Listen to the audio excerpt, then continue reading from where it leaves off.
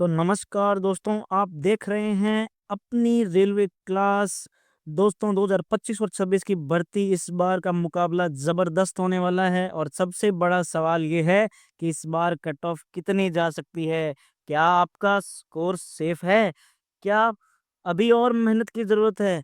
आज हम आपको category wise expected cut off, safe score और पूरा का पूरा ट्रेड एनालिसिस बताने वाले हैं, बिल्कुल साफ और सटीक अंदाज में। तो वीडियो का अंत ज़रूर तक देखिए, क्योंकि यहाँ हम सिर्फ़ और सिर्फ़ आपसे एनालिसिस के थ्रू ही बात करने वाले हैं। तो सबसे पहले मैं आपको बता दूँ, मैं इस वीडियो को 3 ज़ोन में बाँटने वाला हूँ। आपके लिए मैक्सिमम हाई जो हमारा डेंजर ज़ोन है वो, और उसके बाद जो मीडियम ज़ोन है वो, और लो ज़ोन है उसको मैं ग्रीन से दिखाने वाला हूँ, ठीक है? तो इस वीडियो के बारे में आपको और आगे बता देता हूँ। लेकिन मैं सबसे पहले जो अपने पेपर हुआ है, उसके बारे में थोड़ी-सी बात करने वाला हूँ। पेपर के बारे में क्या बात करेंगे, देखो, पेपर के अंदर जो मैथ और जो रीजनिंग है, इसका जो एक्सपेक्टेड रहा है, वो हम बोलते हैं कि हर बच्चा लगभग 80 टू 90% इसमें अपने क्वेश्चन को सही करके आया ही होगा। जो प्रो लेवल के बच्चे होंगे वो 100% यानी कि 95% तक इसमें क्या करके आएँगे, सही अटेम्प्ट करके आएँगे। लेकिन लेकिन मेरे भाई, ट्विस्ट यहाँ पे आएगा कि जीके के अंदर और जो साइंस के अंदर जो अटेम्प्ट करके आएगा ना, असली में आपकी कट ऑफ और आपका रिज़ल्ट वो ही डिसाइड करने वाला है। देखो, जीके का तो लेवल इस बार 100% हार्ड ही रहा है। और ये मैंने इस बार एक नोट किया है कि पहले की जो शिफ्ट होती थी, यानी कि ये अपनी मॉर्निंग की जो शिफ्ट है, इस मॉर्निंग की शिफ्ट के अंदर देखिए को क्वेश्चन आपको 4 से 5 देखने को मिलते थे, जो अमूमन बच्चा बोलता था कि 4 से 5 क्वेश्चन मैंने कर दिए। लेकिन जैसे ही आफ्टरनून आता था और फिर इवनिंग आता था, तो जीके के अंदर क्वेश्चन की संख्या 4-5 से भी कम होने लगी थी। क्योंकि करंट ऐसा आया था कि जैसे कोई ये कलेक्टर का एग्ज़ाम दिलवा रहे हो अपने से, या ग्रुप डी का एग्ज़ाम नहीं दिलवा रहे हो, ठीक है? क्योंकि अगर आप किसी जैसे ही इसकी मैं आपको बता देता हूँ आंसर की आ जाएगी, तो आप उन क्वेश्चनों को किसी पीसीएस वाले को दे देना, उसके पे एग्ज़ाम में भी इतने हाई लेवल के क्वेश्चन नहीं आते हैं, जितने हाई लेवल क्वेश्चन इस बार ग्रुप डी के अंदर देखने को अपने को मिले हैं, ठीक है? तो साइंस के अंदर भी मैं आपको एक बात बता देता हूँ, शुरू-शुरू के अंदर जो कुछ शिफ्टें हैं, उसमें तो साइंस के क्वेश्चन आपके थोड़े से ईज़ी टू मॉडरेट आए थे। लेकिन जैसे-जैसे आपकी शिफ्ट बढ़ती गई, यानी कि जो 8-9 जनवरी के बाद की जितनी भी शिफ्टें हैं, उन सभी के अंदर साइंस का लेवल भी अप हो चुका था कि उसके अंदर भी डायरेक्ट फैक्चुअल क्वेश्चन कम ही पूछे जा रहे थे। ज़्यादातर आपसे वर्बली क्वेश्चन पूछे जा रहे थे। मतलब मेरा कहने का मतलब है, आपसे फैक्चुअल ना पूछकर वो आपसे डिटेलिंग पूछ रहा था। वो हर एक क्वेश्चन के बारे के अंदर से आपसे क्वेश्चन पूछा जा रहा था, ठीक है? तो आपने घबराएँगे नहीं, अपने टॉपिक पे आ जाते हैं वापस। सबसे पहले मैं आपको बता दूँ कि कुछ मैं आपके पास में शिफ्ट लेके आया हूँ, जैसे मुझे लगा है कि ये इस टाइप से रहने वाली है। देखो, मुझे जितना भी मैंने एनालिसिस किया है, मुझे पहली शिफ्ट आपकी मॉडरेट टू हार्ड ही मिली है। लेकिन जो सेकंड और थर्ड शिफ्ट वाले जितने भी बच्चे हैं, उनसे जिनसे ही बात की है मैंने, सब ने हार्ड ही बताया और बोला है जीके के तो क्वेश्चन उनमें से हिल ही नहीं रहे हैं, ठीक है? आप एक चीज़ ध्यान रखना, लगभग हर एक शिफ्ट तक पहुँचना तो मुश्किल था, लेकिन जितनी-जितनी इंपॉर्टेंट शिफ्ट मुझे मिली, उस शिफ्टों के बारे में आपको बता देता हूँ, देखते रहना आप मेरी बातें। तो बेसिकली आपको ये याद रखना है कि हर शिफ्ट आपकी मॉडरेट टू हार्ड ही रही है। ईज़ी शिफ्ट तो बहुत ही कम आई है, क्योंकि जीके और जीएस जो है, जो आपका डिसाइडर था इसमें, जो आपका सिलेक्शन की गारंटी बनने वाला था इस बार, उसी ने आपका साथ इस बार नहीं दिया है। इसलिए इस जीके और जीएस को और भी स्ट्रॉन्ग बनाना है, तो आप हमारे चैनल से जुड़ जाइए।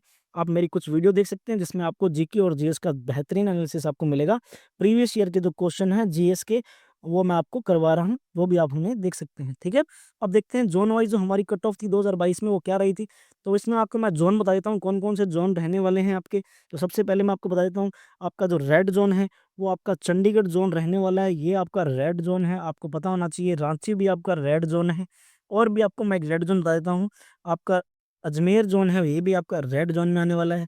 और आपका कोलकाता ज़ोन भी क्या आने वाला है, रेड ज़ोन में ही आने वाला है। इसके अलावा मैं बिलासपुर ज़ोन भी बता देता हूँ आपको, कि बिलासपुर ज़ोन भी कैसा है, आपका रेड ज़ोन ही रहने वाला है। अब इसके बाद में हम बात करते हैं येलो ज़ोन के बारे में।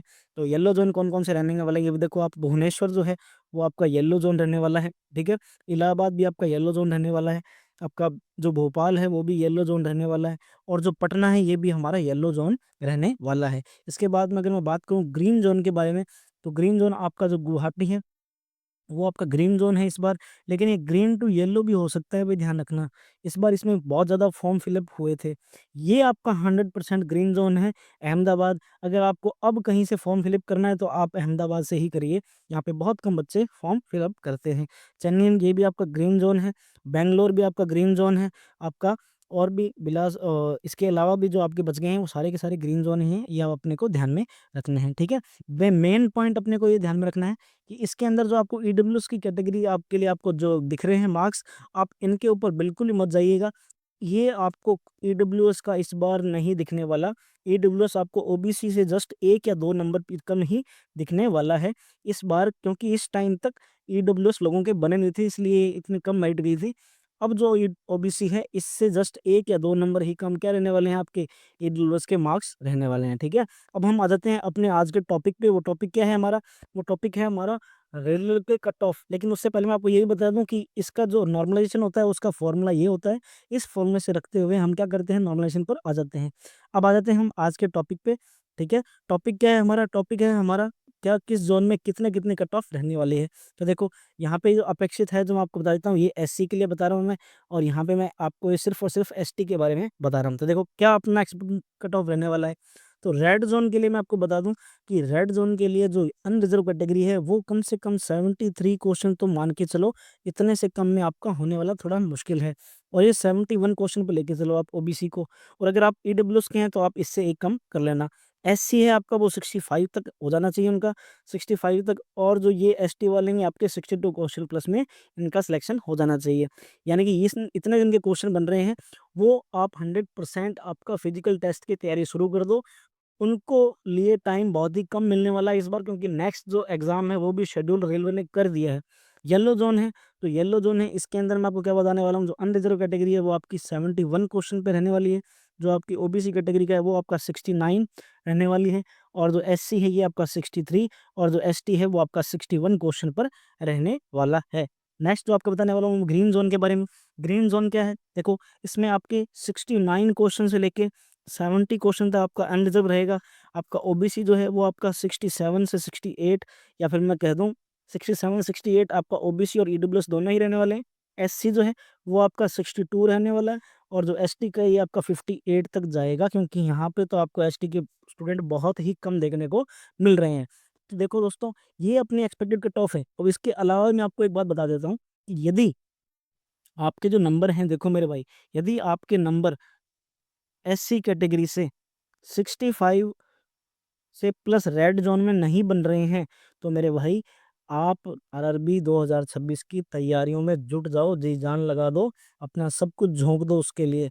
अगर आपके 65 प्लस बन रहे हैं तो आप फिजिकल की तैयारी पर जी जान लगा दो, आपका 100% फिजिकल कॉल आने वाला है। येलो जोन में अगर आप हैं, और अगर आप रेड जोन के अंदर किसी भी जोन में, अगर आप अनरिजर्व कैटेगरी में आपके 75 प्लस आ रहे हैं, तो मेरे भाई आप तो फिजिकल की तैयारी करो, 100% दे दो अपना। और अगर आप ओबीसी कैटेगरी से 73 प्लस लेके आ रहे हैं किसी भी जोन के अंदर, तो आप भी क्या कर सकते हैं, अपने फिजिकल की जोरों शोरों से तैयारी कर सकते हैं।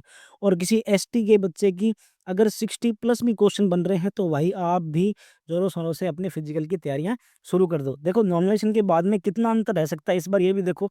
तो अभी मैं आपको बता देता हूँ, नॉर्मलाइजेशन के बाद में जो मैक्सिमम चेंज आएगा वो देखो, आपका 5 से 6 क्वेश्चन का आने वाला है अपवर्ड की डायरेक्शन में, यानी कि बढ़ेंगे इतने ही क्वेश्चन। और जो कम हो सकते हैं वो 2 से 3। हालाँकि मैंने कम वाले तो बहुत ही कम बच्चे होते हैं जिनकी कम होते हैं, मैक्सिमम बच्चों के अपवर्ड ही होते हैं। आपकी कम से कम 1 या 2 क्वेश्चन बढ़ सकता है, या 2 से 3 क्वेश्चन भी बढ़ सकते हैं, लेकिन कम होने के चांसेस बहुत ही कम होते हैं। फिर भी हम इसमें लेके चल रहे हैं, इसलिए मैं आपको क्या बता रहा हूँ कि 2 से 3 नंबर ही अपने घट सकते हैं, ठीक है? तो अगर आपको जानकारी अच्छी लगी हो, और अगर मेरा एनालिसिस आपको अच्छा लगा हो, तो आप मेरे चैनल को सब्सक्राइब ज़रूर कर लें। और जीएस के प्रीवियस ईयर के क्वेश्चन जो आरआरबी टेक्नीशियन एएलपी के अंदर साइंस के क्वेश्चन जो हमारे आ रहे हैं, वो ग्रुप डी के लिए रामबाण की तरह काम करने वाले हैं। तो मेरे भाई उसको ज़रूर देख लेना। और वो ही मैं पूरी सीरीज़ करवाने वाला हूँ आपको, टेक्नीशियन की पूरी आपको वीडियोस हैं वो आपको मेरी प्लेलिस्ट में मिल जाएगी। और टेक्नीशियन के आने वाले एग्जाम के लिए मैं डेली जो 12:15 बजे दोपहर में है आपको लाइव मिलता हूँ। आप मेरे से लाइव सेशन में कुछ क्वेश्चन पूछने